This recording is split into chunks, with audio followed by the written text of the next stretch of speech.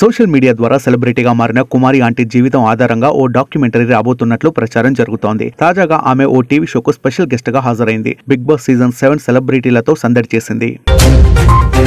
TDP అధినేత చంద్రబాబు ఈ రోజు ఢిల్లీ వెళ్లనున్నారు. సార్వత్రిక ఎన్నికల నేపథ్యంలోనే చంద్రబాబు ఢిల్లీ పర్యటన జరుగుతున్నట్లు పార్టీ వర్గాలు చెబుతున్నాయి. గురువారం అమిత్ షాతో సమావేశమై అదే రోజు సాయంత్రం ఢిల్లీ నుంచి తిరుగు ప్రయాణం అవుతారు.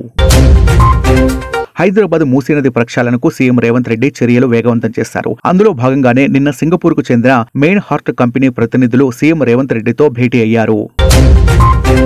ఉన్నత విద్య కోసం అమెరికా వెళ్లిన హైదరాబాద్ యువకుడిపై దోపిడీ దొంగలు దాడికి తెగబడ్డారు. చికాగోలో ఇండియన్ వెస్లియన్ యూనివర్సిటీలో చదువుతున్న సయ్యద్ మజహిర్ అలీ దోపిడీ దొంగల దాడిలో తీవ్రంగా గాయపడ్డాడు.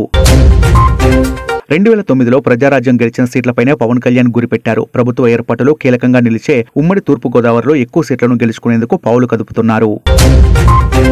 ఈ రోజు అసెంబ్లీలో ఏపీ బడ్జెట్ ను ప్రవేశపెట్టారు. బడుగు బలహీన వర్గాల సంక్షేమమే ధ్యేయంగా బడ్జెట్ రూపొందించినట్టు తెలిపారు ఆర్థిక మంత్రి బుగ్గన రాజేంద్రనాథ్ రెడ్డి. నల్గొండలో బీఆర్ఎస్ కు పోటీగా భారీ సభను ప్లాన్ చేస్తోంది కాంగ్రెస్ పార్టీ. లోక్సభ ఎన్నికల లక్ష్యంగా ఇరు పార్టీలు సన్నద్దమవుతున్నాయి. తెలంగాణలో కాంగ్రెస్ 15 లోక్సభ స్థానాల్లో గెలిచే అవకాశం ఉందని ధీమా వ్యక్తం చేస్తోంది. 17 లోక్సభ నియోజకవర్గాల్లో పోటీ చేసేందుకు 309 మంది నేతలు దరఖాస్తు చేసుకున్నారు. టీమిండియా ఓపెనర్ వీరేందర్ సెహ్వాగ్ మళ్లీ మైదానంలోకి అడుగు పెట్టనున్నాడు. ఇండియన్ వెటరన్ ప్రీమియర్ లీగ్ ద్వారా సెహ్వాగ్ ముంబై ఛాంపియన్స్ జట్టుతో ఒప్పందం కుదుర్చుకున్నాడు. ఆటగాడిగానే కాకుండా జట్టుకు కెప్టెన్ గా వ్యవహరించనున్నాడు. యానిమల్ బ్లాక్ బస్టర్ కావడంతో రష్మిక భారీగా రెమ్యూనరేషన్ పెంచేసినట్లు వార్తలు వచ్చాయి. అయితే తాజాగా ఈ అమ్మడు క్లారిటీ ఇచ్చింది. నేను రెమ్యూనరేషన్ పెంచిన విషయం నాకే తెలియదు. సరే, మీరు అన్నట్టే నిర్మాతలను రెమ్యూనరేషన్ పెంచమని అడుగుతానంటూ కౌంటర్ ఇచ్చింది.